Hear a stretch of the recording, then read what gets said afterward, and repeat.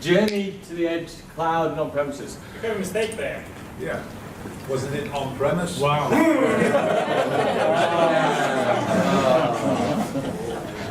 All right. All right. Grammar, please. So, yeah, a lot of people in this room know me, and you're fine heckling me, right? And I don't mind about that. Heckle me as much as you like. My co-presenter. Most of you don't know me. I'm Jen Sharon.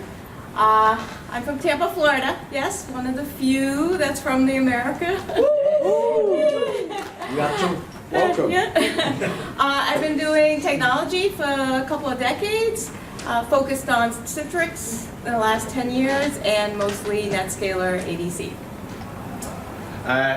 I'm Jim Moyle. No shit. Hang on, how is that funny? You said everybody knows me here. I said most people. I'm a CTP, and I help run the UK Citrix user group, and you can find our Twitter handles there. So heckle me is fine, no heckling Jen. I'll get you barred. So I had a weird project in mind, but to do it, I needed somebody who had NetScaler or, by the way, I'm going to say NetScaler or Citrix ADC interchangeably.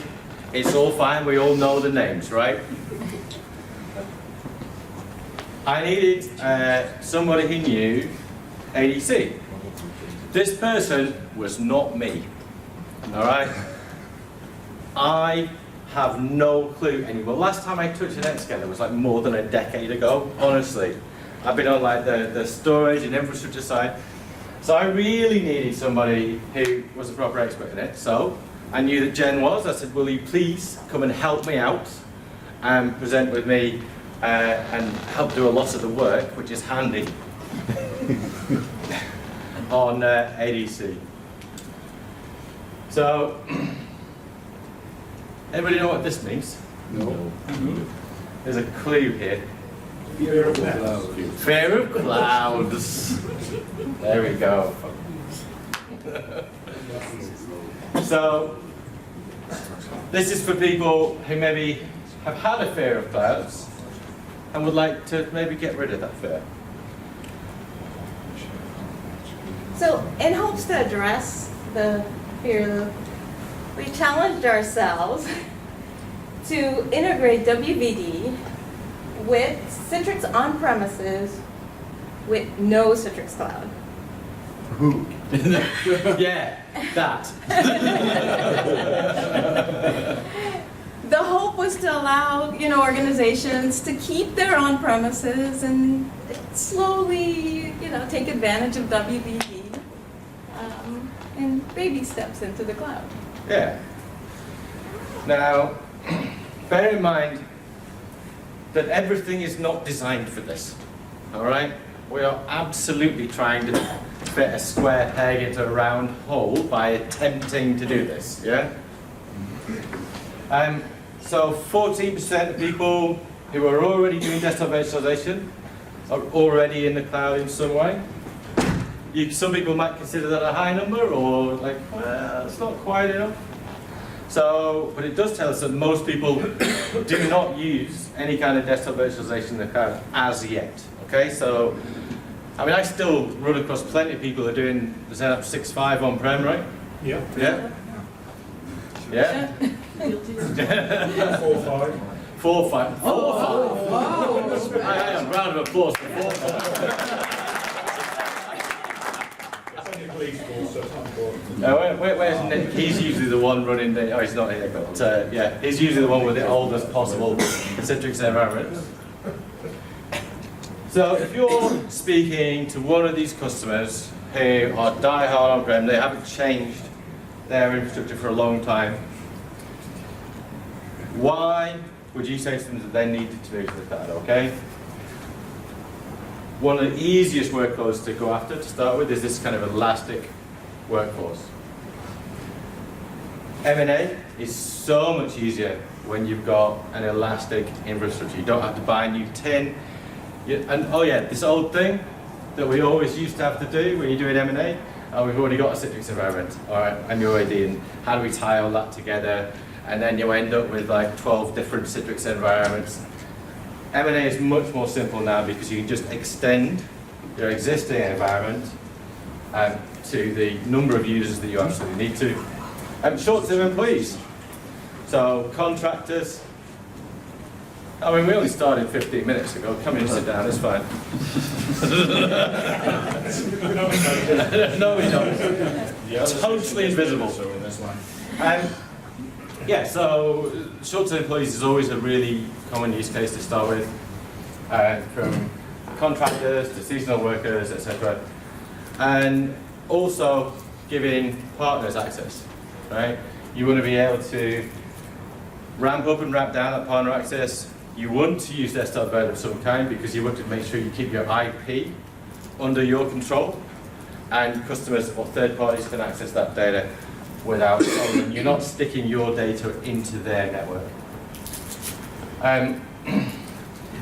So in terms of that, we were discussing third-party access, and your traditional sort of like your help desk is somewhere else.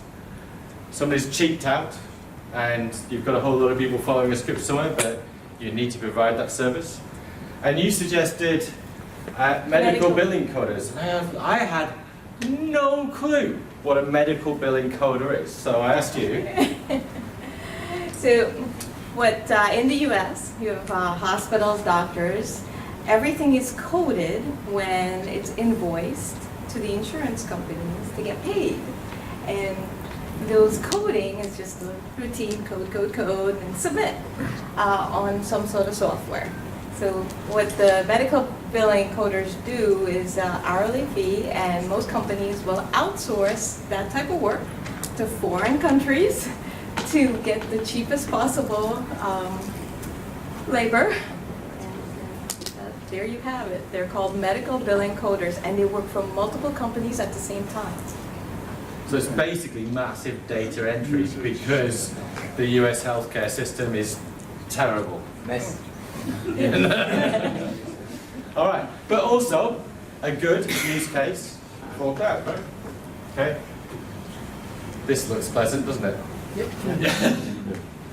So, when you think about an elastic workforce, you may know about all of the use cases that we've talked about, but it's not just that, right? It's when people go on leave, you still don't want to be paying for those resources, yeah? Even if you're just away for a week or 2 weeks, you still want to be able to pull back those resources per user. In fact, your ideal situation is you don't want to be paying for a desktop ever that has nobody logged into it, right? Whether that's on-prem or in the cloud, you don't want to be leaving those resources unused and spare. It's just costing you money. So this is kind of where we're coming to in terms of price with the foolish project we're doing, yeah? Okay? Because Citrix does bring an extra cost on top of Windows Virtual Desktop. And if you're with a customer where price is their primary metric rather than functions or features, then WVD may be a very good answer for that particular customer. But they've got this old setup environment. How do we move them across? Okay? And you say Citrix Cloud, right? We're not doing that. Okay? You definitely could, but you don't get to use Windows Virtual Desktop really. What you do is you get access to some of the resources because the Citrix Cloud control plane is completely separate from the WVD control plane. So you don't get the brokering, you don't get a lot of things that WVD brings, yeah? But what you do get is Windows 10 multi-session, you get access to the FS Logics technologies, and you will get access to MSIX app attach. And also, I know for a fact that there is interesting things coming down, tying other Azure services into Windows Virtual Desktop that using a separate control plane may not give you access to. Now, Having said that, right, I just want to be clear that there are a lot of add-on value that you can get from Citrix Cloud on top of WVD, right? Hybrid cloud. What we're trying to do is super easy. Okay, you get HGX, although the lead of HGX over other protocols is a lot narrower than it ever used to be. Policy Engine is a big thing. Teams and Skype for Business Offload, although Teams Offload is coming soon for WVD. That sort of thing, all right? And why we wanted to do this is customers don't want to do big bang. You don't want to transfer thousands of users from on-prem into the cloud. You leave them on Friday on-prem, Monday morning they're in the cloud. You'll probably find that's a difficult thing to do unless you've done a lot of testing. And we're talking about cheap customers here. They're not going to want to spend time on a lot of testing. I'm going to talk a little bit about MSIX App Attach. Not because it has a lot to do with this, but because it's so cool. This is your commercial section, right? So this is marketing. Oh, you used the M word.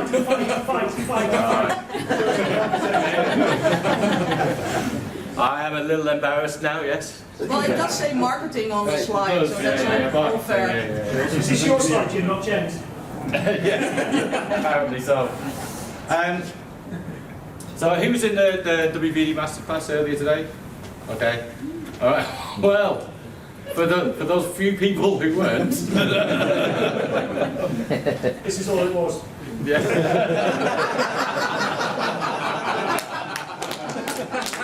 We did 4 hours on this slide. 4 hours. So MSIX App Attach is a way to layer in applications with no sequencing, no packaging, no nothing. It's super cool. You can sign up for Troubleshooting now. And that's it. That's all I'll say about that. All right. You've done that 4 hours ago. I had a lot of time to fill in. Christian had to do bits. It was fine. Crack on, crack on. All right. This is not how we want people to do things. All right. This is entirely what we are not aiming for. What we are aiming for is a seamless transition.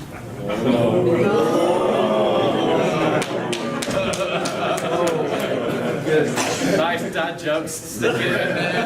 That's in his jeans. Now there's a gag. So we're trying to do, as we say, a seamless transition between on-prem and WVD without using Citrix. Okay? And to do that, we're definitely going to need some ADC stuff. Which is why I spoke to Jen. And I asked the question, do we need it? Earlier this year when Microsoft announced WVD was free, I started thinking about how this would affect me as a Citrix professional, especially since I've been focused on NetScaler. I started questioning, am I going to become obsolete? Am I gonna, and I got depressed. It seems like Azure had similar components to ADC. As you can see,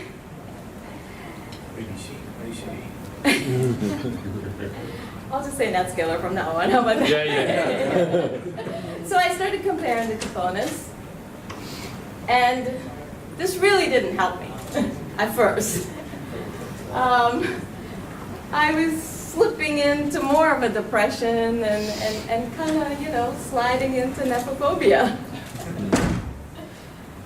But as I started deep diving, I realized that I could take all of my NetScaler networking skills and migrate that into the cloud and become a network cloud specialist.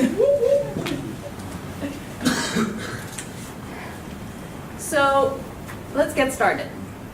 Obviously, we need an Azure subscription to build WVD. And in order for WVD VMs for work, we need to join the AD domain. Right?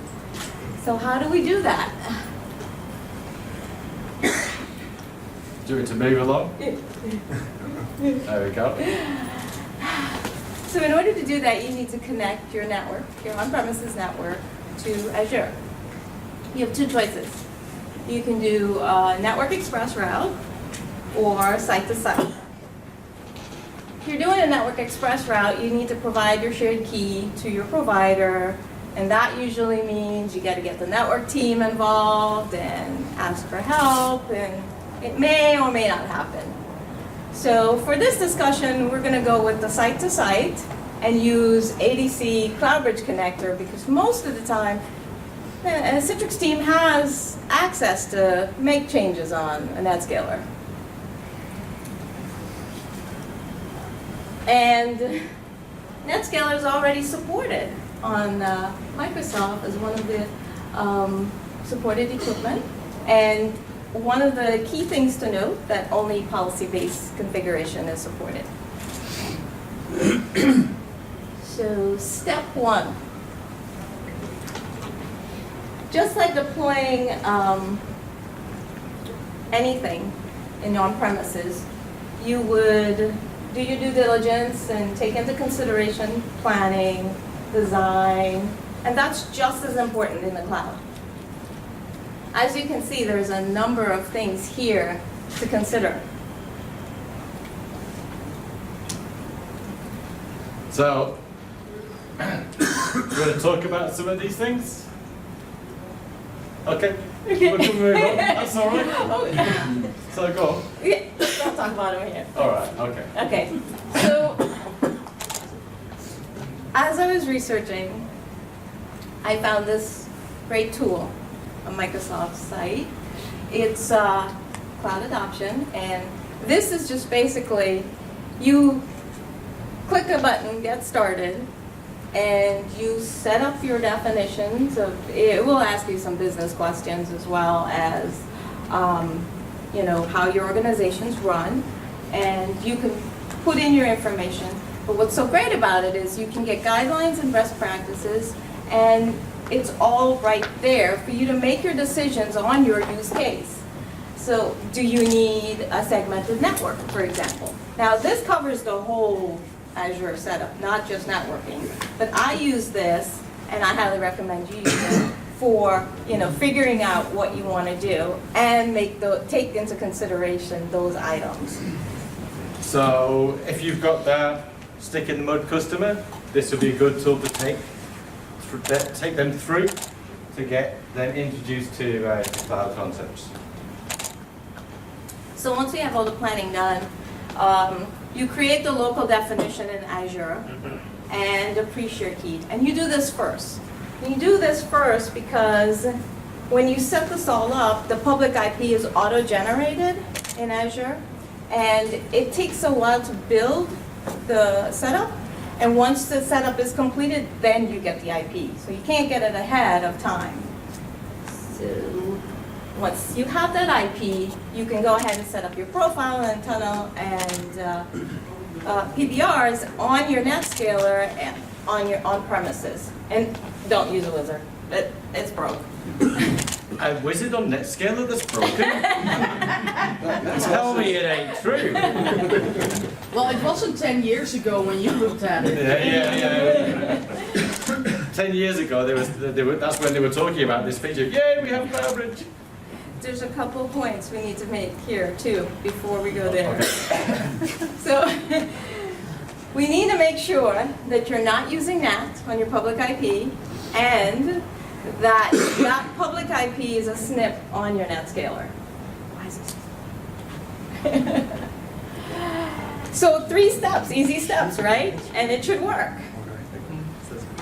No, Turns out it's a little harder than that, right? it didn't work. So I was doing all this in my home lab to prepare for this presentation, and it did not come up.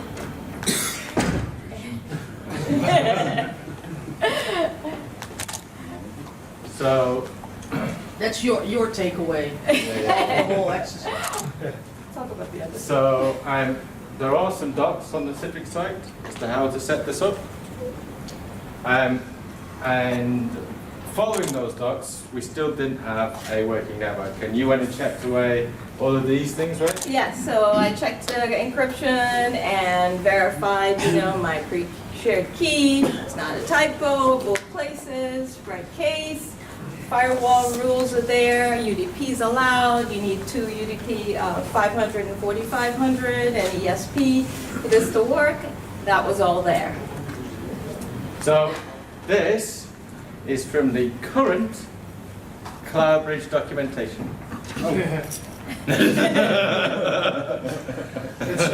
up to date. 10 years ago. So this is, if you don't know, this is what Azure used to look like when we were all small children. All right? So you can tell, despite the fact that the wizard's broken, the Citrix documentation is out of date. And then I went to the Microsoft documentation. I found this on TechNet. These are lovely diagrams, aren't they? I mean, super helpful. All right, so wizard's broken. Documentation is either crap or out of date. All right. I figured it was my router at home because I had my ISP provided router, and I figured maybe the firewall rules aren't working. So I went out and bought a new router. It's on the supported list. I pulled out the configuration and set it all up. I got green. Yes. For a second. Nope, no cigar. So I went to Azure's Reset VPN Gateway, which takes a while. You hit the button and you have to wait for it to all reset and come back up. And still didn't work out. No. No. So I pulled out Wireshark. So Yes. we all know, right, that when you're troubleshooting and you have to pull out Wireshark, it's a bad day, right? Yeah? Unless you're Esther. It's still a bad day for you. She's not listening. Yes, it is, Jim. Thank you. Yes, it is, Jim. Yeah. So it turns out that my ISP was dropping my packets. So there was nothing you could do on your home network that would Right. make this work ever. And we were running out of time to be here. So as a test, we went in and So I decided to mimic on-premises by using cloud.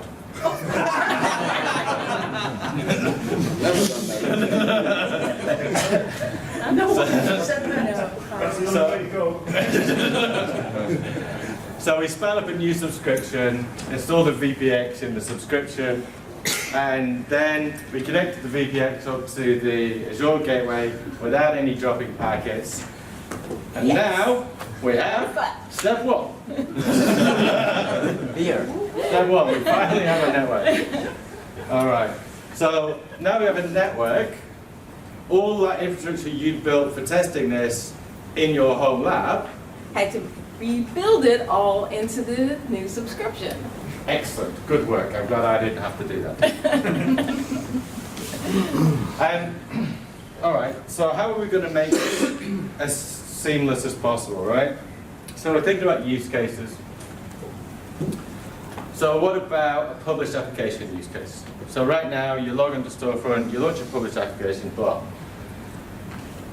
can we make it so that instead of a Citrix published application, it's actually a remote app running out of the cloud that you can publish into Storefront, so the users get their regular UI, they get their regular logon, but all you've done is you've published the WVD client on your Citrix server with an application on it, which has the same icon. They click on it just the same, and instead of this application launching from your on-prem data center, now it launches from Azure. And then you can gradually move over more and more of your applications. Right, fair enough, you still have that on-prem Citrix infrastructure, but then once you've moved stuff over, then you can change your UI. But it means that gradually and seamlessly you can make customers use WVD remote apps. Is the plan. We'll talk more about this later. What about if it's full desktops? You know, they're just going to the URL, clicking on it up, and getting a full desktop. Can we make that work in terms of seamlessly activated? You could say, why don't you just use Workspace, Jim? Because Workspace has integration with WVD that you can just consume resources from WVD. Well, the trouble is the Workspace is part of Citrix Cloud, and we'd be breaking our own rules to do that, right? No micro apps for you? Yeah, no micro apps is fine.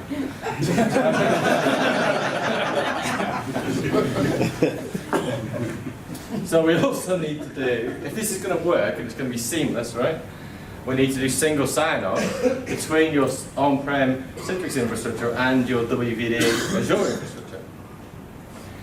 This is possible, but you need to use a specific type of syncing between your on-prem AD and your Azure AD to achieve this at the moment. You need to use something called ADFS. Anybody implemented ADFS? Was it a pleasant experience? No. No. Unanimous answer, wow. All right, everybody hates it. I now hate ADFS. But we managed to get it implemented. We managed to get single sign-on working. We also had a lot of trouble with certificates just because certificates are hard, and we were on different timescales. So Jen would request a certificate, and well, why isn't it here? Well, because they've sent the authentication email to me because I'm the domain owner, but I'm asleep. There was a lot of that. As usual. As usual, yes. So what will this look like?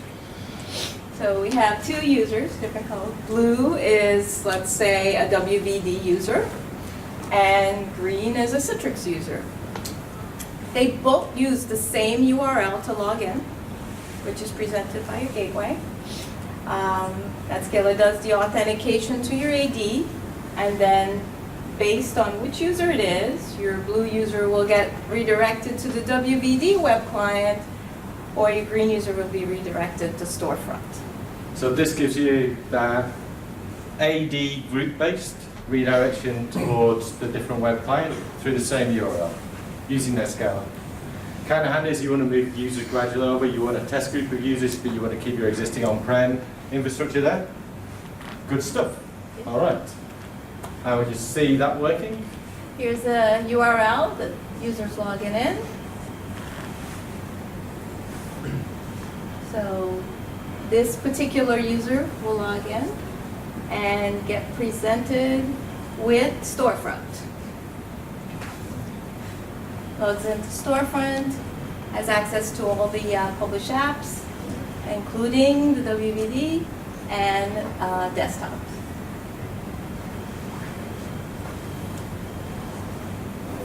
All right.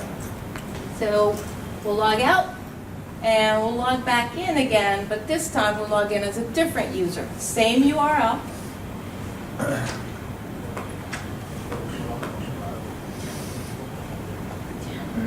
Same URL, different user.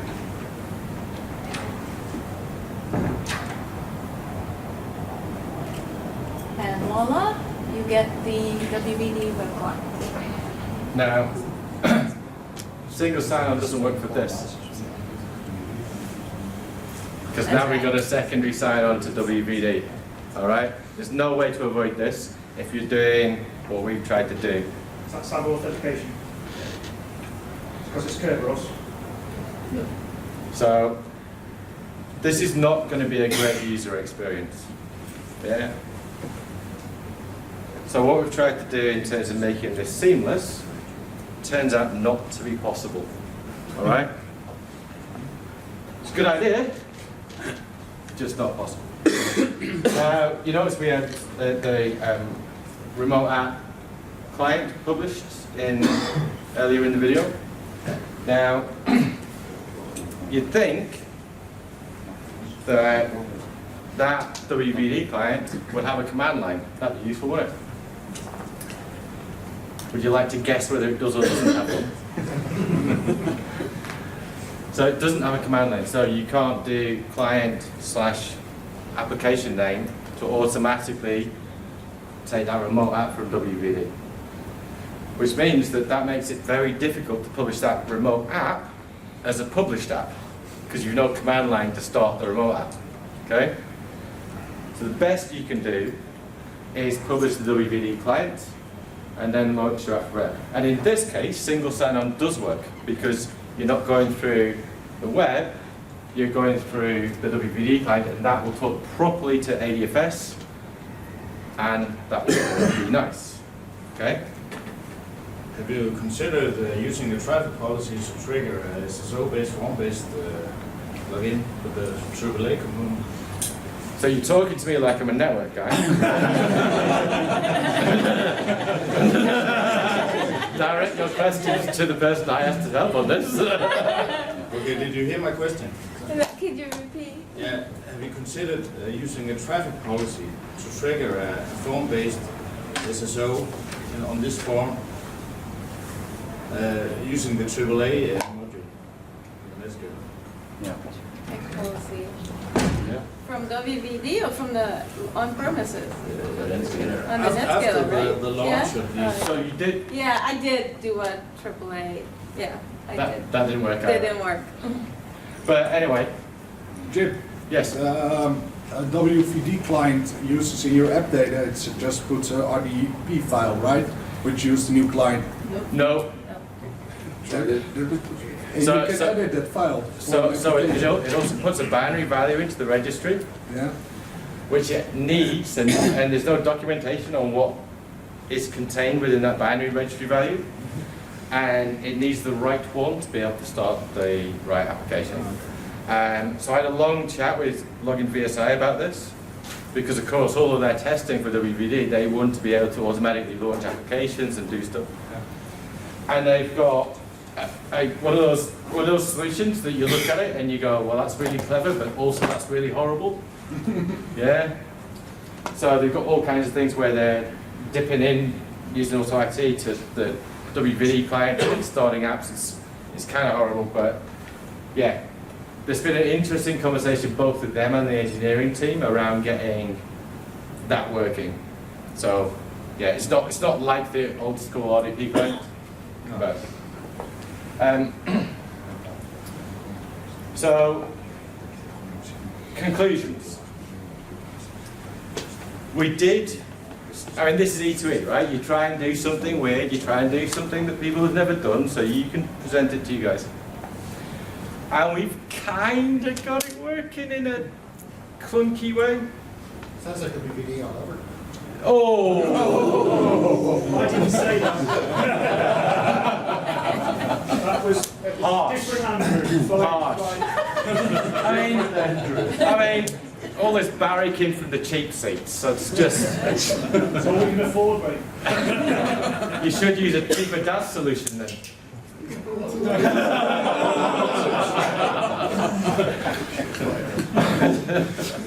Best man at my wedding he was, believe it or not. Anyway. Who was the worst man? You weren't there, mate. No. We can go on like this all night. So the conclusion is that don't try and do what we did, all right? Because it was really hard, and even when you get it working, it's still really clunky. So if you have the situation that we described originally, you know, you've got old school Citrix Farm, you want to move to the cloud, just make them buy Citrix Cloud. Honestly, just do that. It's a lot easier. So you can even just use Workspace to consume the WVD resources. Even just that is worth it. Would you agree? Yes, totally. And Citrix makes it easy. They transition the license over. You just like upgrade. Yeah. All right. Yeah, it's too clunky. So that is our advice. The one thing that you can take away from this is don't do this. All right? But when you guys are coming with the Azure Stack, So when do we come with Azure Stack? If you're an existing Azure Stack customer, you can preview it today. Do you have an Azure Stack in your basement? Well, didn't it come for free with that router? exactly. A lot of stuff. So Are there any questions about why we tried to do it, what we tried to do, what the results were? All right. So I just have one question. On the first slide, you said that the scenario you didn't test compared to running, let's call it NetScaler in the cloud, which of the two would be the cheapest? Because ExpressRoad's rather expensive, but I know for a fact that running a NetScaler in the cloud is... Well, so bear in mind that NetScaler was only in the cloud because we couldn't make it work on-prem. Yes, because Yeah. of my network limitations. So We simulated. you keep your existing NetScaler on-prem and you Okay. connect it to Azure Gateway. So Okay. you don't run that VM in the cloud. Okay, that answers the question. All right. So this was Jen's first ever E3 presentation.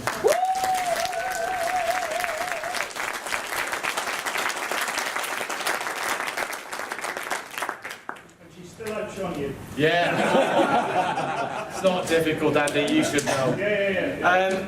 Thank you so much for coming. Thank you. I really appreciated you being in the ring. Cheers. Thank you.